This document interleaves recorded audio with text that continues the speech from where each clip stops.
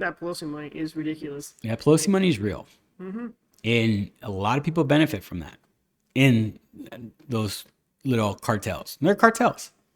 Let's just be honest. They're cartels. And What makes them a cartel? like, what? What makes them a cartel? They like, they all hang out and they talk about these stocks or like, oh, if we vote this way, we'll make this much. Mm-hmm. That's screwed up. That's screwed up. Well, I believe they do have a system of understanding that you just don't mess with each other's money. And They scratch each other's back. Our potential ways of making money. Yeah, we can have our little disputes about everything else, about how we cut taxes or what government programs we need. But when it comes to everyone's earning potential, we're on the same page. Yeah. There's little arguments about cutting taxes, raising taxes, going back to, LGBT in schools and whatnot. It's probably used as a distraction while they're just profiting behind our backs. I think it's a show. And I think it's already scripted. I think they know what they're doing. I think they go against each other to keep us guessing, to make us believe that they're against each other. They're not against each other. They hang out. They're in the same clubs. Their kids all go to the same schools, Republican or Democrat. They all hang out. That Pelosi money that we talk about, jokingly, disgusting.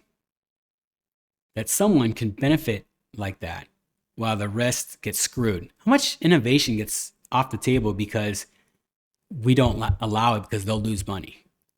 There has to be countless times that people would have benefited from a vote or something that it doesn't because it saves them money. Mm-hmm. I mean, I don't have all the conspiracies on that. We'll talk about it later. Or if you want to hit us up with a topic that you want us to talk about or go down that rabbit hole. But here's the big thing. Kind of like, the aspect of, would you be a Star Wars reference? Would you be a Sith or a Jedi? That's a good question. Because they both have flaws. I do. One can be taken out over the other. Well, if I had power, how do I not come out as Anakin in the dark side? No one can stop you. There's always a fear. Or that show, Homelander. That wait, if us, okay, I'll go back to Homeland. love Homelander. There's always a Jedi. There's always fear that the Jedi goes to the dark side, but there's never a fear about the dark side going to the Jedi. I don't know enough Star Wars to know if that's ever happened. I don't know any. I'm going to study that this week. I also want to study if that's something. It's possible. Why wouldn't it be possible? I mean, and someone had to have. I bet you there's a story of someone doing that. Mm-hmm. But going back to your whole thing, there's always a fear of, so who's more controlling? So you're saying that the light side was the Jedi were more controlling than the Sith? Like, stay on this course, stay with us. The dark side's bad. Well, no, what if the dark side's not bad? They got manipulated by the Senate. They thought their approach was the best course of action when it undid them, and that is their vulnerability.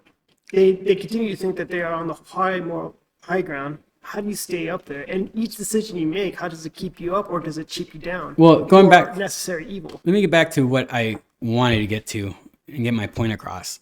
I believe, since we're flawed, I think humans are flawed. Mm-hmm. If I was given that much power to be a Jedi or Sith, I would 100% be Darth Vader. 100%. That dude, is the baddest dude in that Star Wars, whatever you want to call it, universe. I would be Darth Vader. Mm-hmm.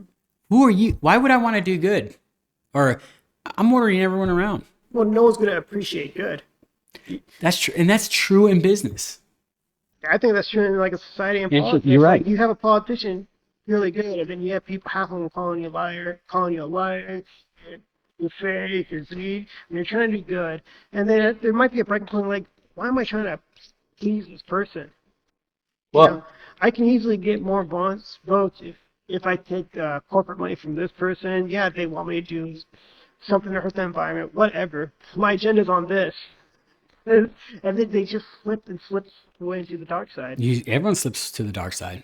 I really believe that. Just like, let's go into that Homelander. I just watched that show, The Boys, on Amazon Prime. Just finished it. I 100%, if I was a superhero, I would be Homelander. You're the baddest dude in the world. No one can stop you. And I think when you know that, I think you'd start to develop a personality like that. No one's Captain America. No one's like, oh yeah, I can do good. And like, there might be one or two that think that in the beginning, but you always turn. It's the same as being wealthy and really well. I have a lot of friends, and I don't want to say the word changed. They're different, right? And they're in this whole like category of doing things that makes them look on social media like they're wealthy. They're chasing something, and they only want to chase it with that same group of people, kind of, right? You know? And it's weird because if I get those people one-on-one, we hang out, it's like we don't skip a beat. But when their significant other or their partner or whatever, they're a different person. And I'm not going to call anyone out, but I've noticed that in the last year, I've had 2 or 3 friends that if it's just them, it's haha, laughs, just like the good old days. If their significant partners around, they act different. They talk different. They're snotty. And I'll say that to their face. They're snotty. I'm like, dude, come on. We were out one night a couple months ago, and my buddy was talking a certain way, and I had to correct him. I was like, dude, he was making fun of some chick that, I think it was about her weight or whatever. And I was like, dude, that's someone's daughter. I think we're out someone's birthday. I know we were out. We're out for someone's birthday on Mill Avenue, which is crazy. We never go to Mill Avenue. I was like, we're going to Mill? Like, I don't hang out and drink like that. Yeah, I'm not 20. Why are we going there? But we all went there, and, everyone had some drinks. They were feeling good. And we were at, we had a table, we had bottle service. And these chicks were walking by, young girls, probably 22, 21, could be underage, whatever. And my buddy's like, look at her, man. She looks horrible. I'm like, dude, no. That's someone's daughter. Okay. I'm a dad now. Like, I'm just, maybe when I was like back in the day, I'd be like, haha, you're right. No, I have compassion now. I have empathy now. I didn't have that before. Now I do. I'm like, dude, that's someone's daughter. And yeah, she's a little If she heard you say that, how's she going to feel? I'd punch you in the face, buddy, if she heard you. Because that's effed up. That is. Or if she was my daughter, I'd probably punch you in the face for saying that. Yeah. Oh, I'd still punch him right now if she would have heard him. I mean, who are we to judge? Yeah, she's, not attractive, was overweight, whatever, but she's having a good time with her friends. How shitty is it that people, like, in society, that happens every day. I'm sure she gets it once a night, just because guys are, like, they're trash. Well, happy people don't talk like that. I'm telling you right now, happy people don't talk like that. Right? Yeah. Happy people don't make fun of a random person out of nowhere and comment on their weight or whatever weird. the looks. They just keep to themselves. They really do, because they're truly happy. If you're not happy, you're going to try to make fun of someone so you can feel better about yourself. It's the same reason why people drive like assholes on the road. No turn signal, they cut you up. They probably have a crappy life, they're not happy, and they need that one little victory at someone else's expense. So they have something to feel throughout the rest of the day, because most of the day probably suck, and it's probably bringing them down and frustrated and angry, and they can't really do much about it. That's a good point. I didn't see it that way. You're right. It's happy people don't do that. And usually I try to associate with happy people. And I like my whole aspect is be a good human. I actually have a friend that has a company that is big on human kindness. And I thought that was awesome. Like, that's where you want to work, if you're really about that, right? Like, being human kindness, that's a hard line, right? Because you're saying be a good human. That means you got to be a good human 24/7. You can't be this. That's really hard to do. Right? Yes, I try to be that good human, and it is hard. You have bad days, work, something that's out of control happens, and you get torn down. I mean, I have bosses that tear me down. I'm like, whatever.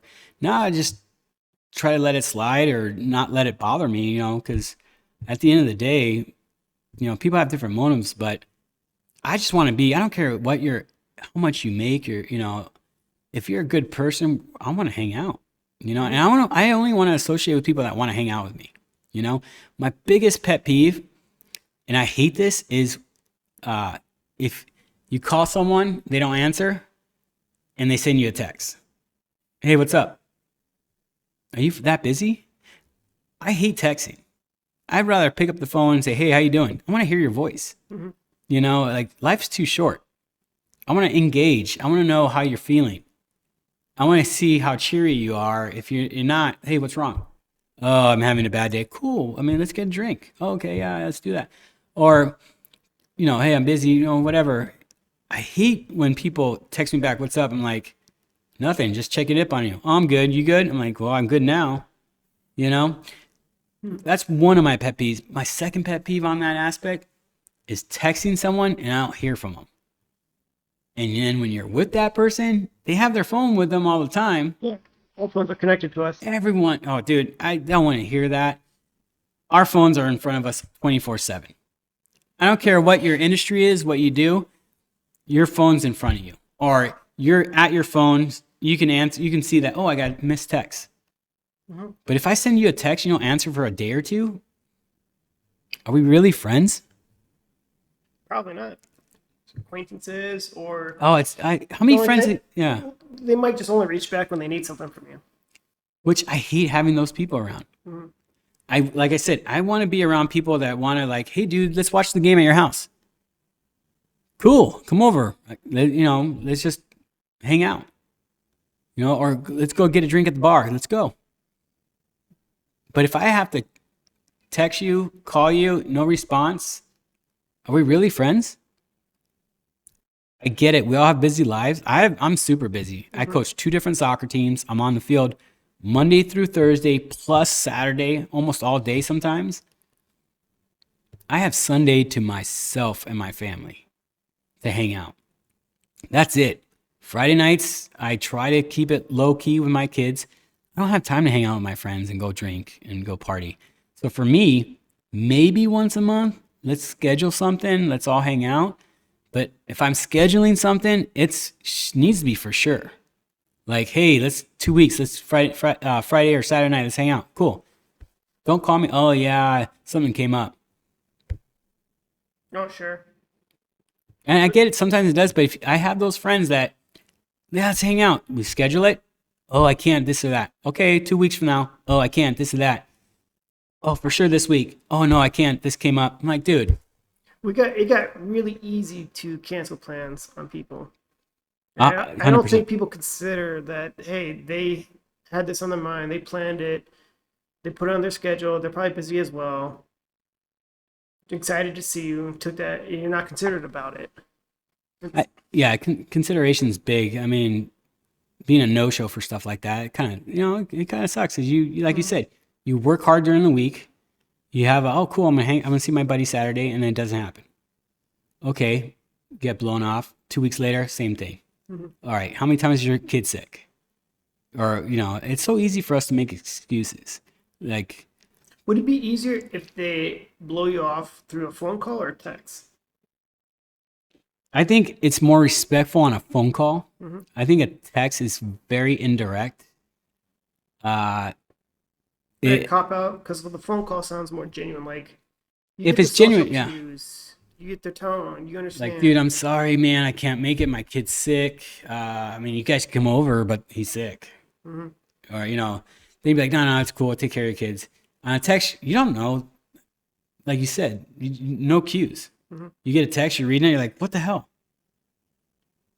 That's it? This text?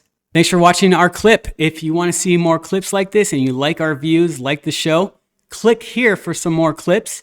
If you want to hear the whole podcast, watch the whole podcast, click here for the whole podcast. Remember, like, subscribe, hit the notification bell, and we'll get back to you. Thank you, and have a great day.